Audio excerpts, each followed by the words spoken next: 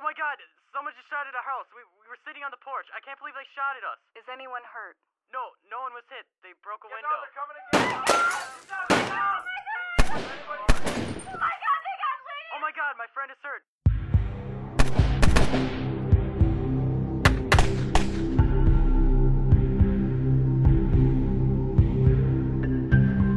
No matter where you live, the combination of teens and guns can be deadly. They thought then that they would get away with it only if they killed me. Teens who possess guns or hang around with others who carry guns are more likely to be involved in shootings, either as perpetrators or as victims. You know, I didn't even see those kids out there. And I knew they was playing before the shooting started. The fact is, if you carry a gun, you're more than twice as likely to be the victim of gun violence. Honestly, I just wanted to get some weed. I didn't come to the conclusion that he could have died. And pulling the trigger can change your life forever. I've treated many patients with gunshot wounds, both to the head and also to the spine. These gunshot wounds often result in very major tissue damage, and if the tissue damages the brain or the spinal cord, those tissues cannot repair themselves. Oftentimes, if their brain is involved, there's permanent brain damage that results in very serious impairment. Often these patients are unable to take care of themselves and essentially are living in a nursing home, oftentimes even in a persistent vegetative state. With respect to gunshot wounds to the spinal cord, these injuries can be devastating in terms of causing paralysis of one or all of the extremities, in addition to inability to control one's bowel or bladder function, and a variety of other dysfunctions that result in a lifetime of hardship for the patient and the family as well. This is an example of a CAT scan, which is like an X-ray of the head and brain of a patient who has sustained a gunshot wound. The bullet entered the skull here, driving portions of the skull into the brain and causing a large blood clot, which you see here. And this is resulting in tremendous deformation of the surrounding brain.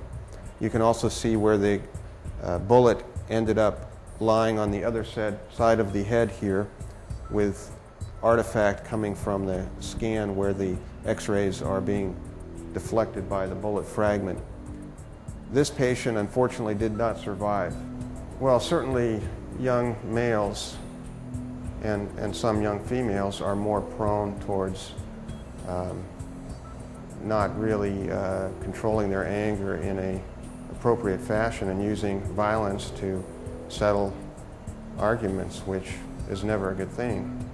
Every gunshot wound that I see is a tragedy, not only for the individual but for their family. And if we can prevent one of these injuries from happening, that will make a difference. My first memories of being involved with gang activity was at the age of 14, and guns were immediately a part of that. The money-making aspect of gangs is drugs, and with drugs come the necessity to have guns. Extortion, you need guns to carry out extortion. Robbery, all those things entail having guns. One of my first crimes with gangs, we broke into some houses and stole some guns. The guy had them, they were legal, they were legitimate, they were all that. But once they got in our hands, it was a done deal. We had no intent of going squirrel hunting. No, these were gonna be used to protect us in the neighborhood from other people coming in, other gang members, or to just rob people, you know, to do whatever we felt like we needed to do. In the summer of 1992, I got into a shootout with some guys from an opposing gang, and I was shooting at these guys in a vehicle. In my car, I was chasing after them, shooting, and I couldn't see anything other than those guys, and remember just shooting. I didn't hear any noise. I didn't even see the kids around me because we were at a park. When I carried a gun, it was total foolishness to think that I was invincible, because I could have lost my life just like anybody else. Two of my closest friends in life got killed with guns in their waistband. They never even had a chance to put their finger on the trigger. I served 9 years in the Wisconsin State prison system for delivery of crack cocaine and carrying a concealed weapon. Everything that happened with me was a direct choice of decisions that I made at a very early age. The choices that you make today, whatever the date is, whatever the year is, they're gonna affect you for the rest of your life. When I made the decision to get involved with criminal activity and gang activity at the age of 14, that was gonna affect me for the rest of my life. That affects me right now today. Walking down a tier of prison, you know, and seeing guys in prison with 3 or 4 life prison terms, seeing 16 to 17-year-old guys with 180 years, 290 years, you know, it started to make me think, you know, is this what my life was gonna ultimately come to? Is this was gonna be where I end up at? Once you make a decision to carry an illegal weapon, there's no turning back. It's gonna change you forever. It's gonna make you totally different. You're not going to be the same person. And that's gonna be a stepping stone to other things. Because again, I didn't just wake up one day and decide that I wanted to be a gangster and carry guns and shoot at people. It was a gradual process of making poor decisions. And the bad decisions got easier to make every day. I woke up. I heard a noise. It came from the garage area. I opened the door. They told me to get back in the house, to lie down on the living room floor. I did exactly as what they had asked. They then discussed who was going to kill me. They then discussed with which person's gun. And then they very quietly snuck up behind me, put the gun to my head, and pulled the trigger. They thought I was dead. The boys were 15 and 16 years old. They were babies.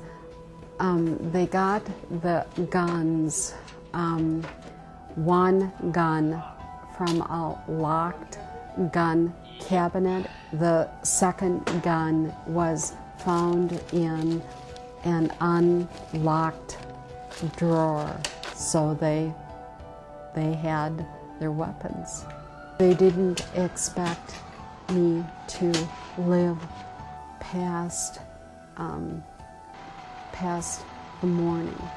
I had to learn how to use, how to sit, how to stand, how to walk, how to talk, even how to swallow again.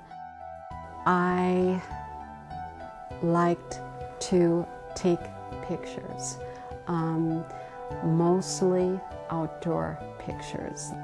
I would go dancing. These two things are not mine any longer. I have 2 granddaughters now. I can't see what my granddaughters look like. I am afraid at night. I'm afraid that someone got in my apartment or someone will get in. But I will do everything in my power to not be afraid. One day I was skipping school with 2 other friends, and we went to this house because we wanted some money for marijuana. And while at the house, we stole 2 guns and about $250. One of my friends was messing with the guns, and he slid slide back, and there's a bullet in the chamber. He started hitting it on the ground. And then he looked inside the chamber to see if the bullet was moving around because he was trying to get it out. And then it shot. It went off. So I jumped back, ears ringing.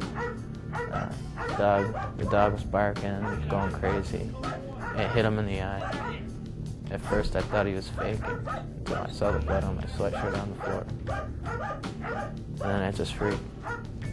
When I realized my friend had been shot, I was scared to death. It's the first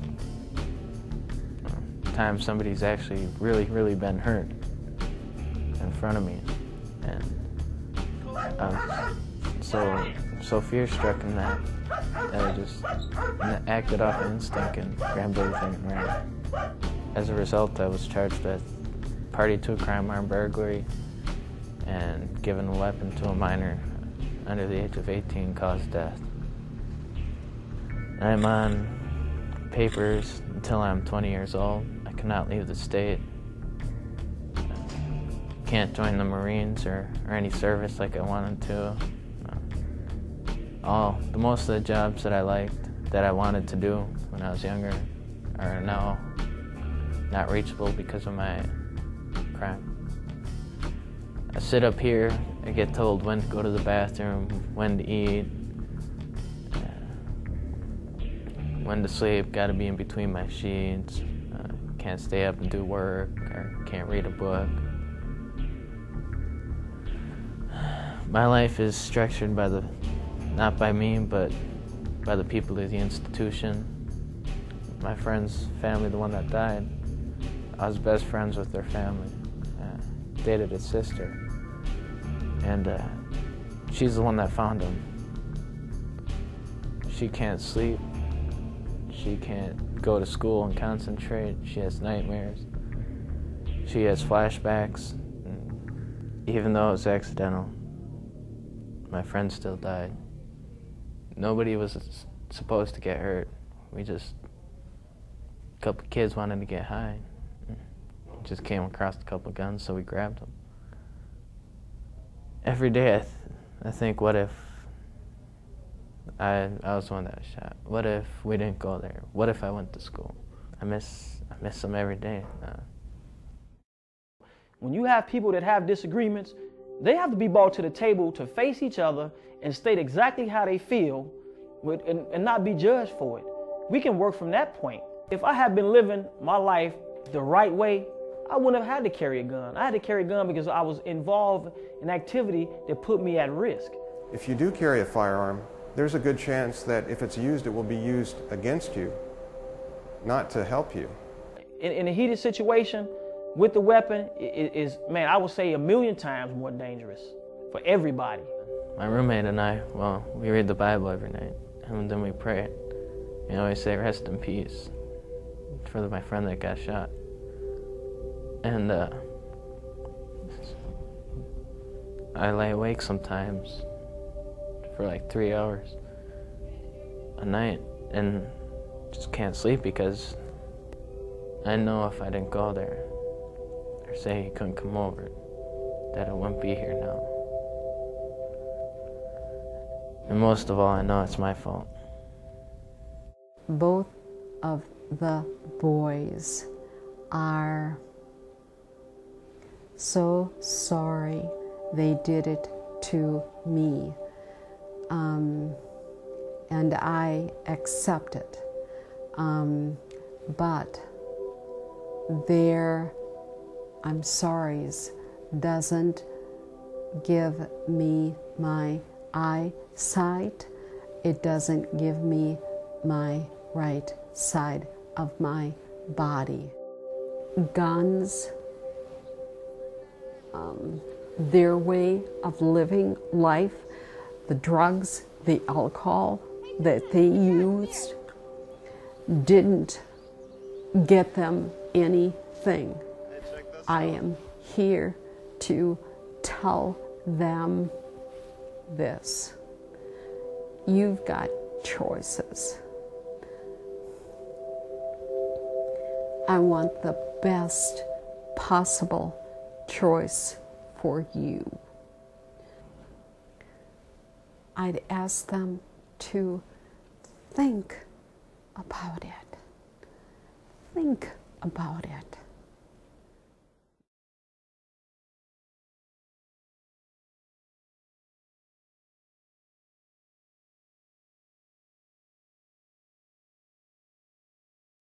Making the choice to use a gun to commit a crime will lead to prison, injury, or death. Remember, you have options. Avoid drug usage, stay away from crime, and avoid heated confrontations. You have options. We're counting on you to make the right choice.